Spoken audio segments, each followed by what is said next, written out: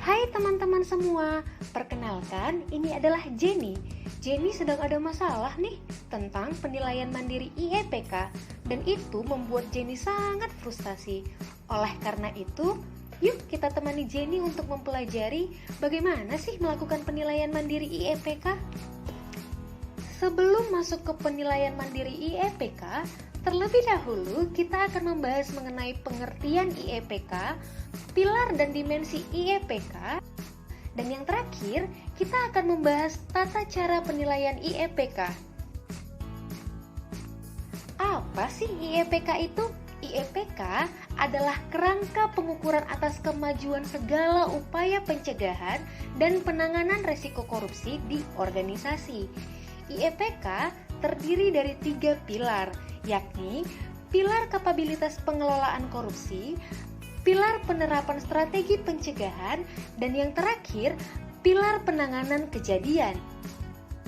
Pada pilar kapabilitas pengelolaan korupsi, terdapat 2 dimensi, yakni dimensi kapasitas dan dimensi kompetensi anti korupsi.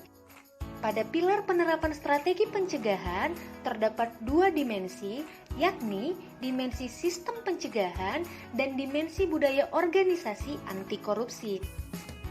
Dan pada pilar yang ketiga, yakni pilar pencegahan korupsi, juga terdapat 2 dimensi, yakni dimensi sistem respon dan dimensi tingkat korupsi. Untuk melakukan penilaian IEPK, pengujiannya menggunakan kertas kerja 3.4. Pengujian dapat dilakukan dengan teknik wawancara, analisis dokumen, dan observasi. Teknik yang digunakan asesor dalam melakukan pengujian dituangkan pada kolom cara pengujian. Untuk membantu asesor dalam melakukan teknik wawancara, asesor bisa menggunakan 74 pertanyaan yang dapat memberikan pemahaman mendalam pada setiap parameter SPIP. Selanjutnya, tuangkan hasil pengujian pada setiap satker dalam bentuk narasi pada kolom hasil pengujian. Terhadap kolom hasil pengujian, asesor perlu memperhatikan beberapa hal, yaitu 1. Kondisi pada satker, lalu bandingkan kondisi satker dengan substansi parameter penilaian pada kolom penjelasan. 2. Untuk pengujian dengan teknik wawancara, selain substansi jawaban, cantumkan juga nama narasumber dan jabatan, serta informasi lain yang relevan. 3. Untuk pengujian dengan teknik analisis dokumen, cantumkan nama dokumen, serta substansi yang relevan dengan parameter penilaian. 4. Untuk pengujian dengan teknik observasi, cantumkan objek observasi serta hasil observasi yang relevan dengan parameter penilaian. Narasi hasil wawancara, analisis dokumen, dan observasi harus ditulis secara lengkap, runut, rapi, dan secara substansi mampu menjawab parameter, kriteria, dan penjelasannya. Atas hasil pengujian yang telah dituangkan dalam kolom hasil pengujian, simpulkan hasil pengujian dengan memilih grade A, B, C, D, dan E. Grade A merupakan pilihan yang menggambarkan kondisi optimal, sedangkan grade E menunjukkan kondisi pengendalian yang paling lemah.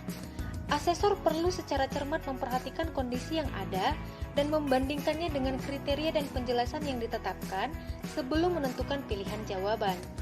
Dalam kondisi tidak seluruh poin dalam setiap kolom penjelasan dipenuhi atau hanya sebagian yang dapat dipenuhi, asesor dapat memutuskan memilih A, B, C, D, atau E dengan menjadikan hal-hal yang belum dipenuhi dalam kolom tersebut sebagai area of improvement. Hasil pengujian seluruh satker selanjutnya disimpulkan menjadi nilai subunsur sesuai modus yang diperoleh. Kesimpulan akhir per parameter diambil dari modus hasil pengujian semua satker. Untuk melihat nilai pengukuran IEPK, silahkan menuju KKE List SPIP. Nilai maksimal dari penilaian IEPK adalah 5. Wow, lihat teman-teman, akhirnya Jenny sekarang sudah bisa tersenyum kembali.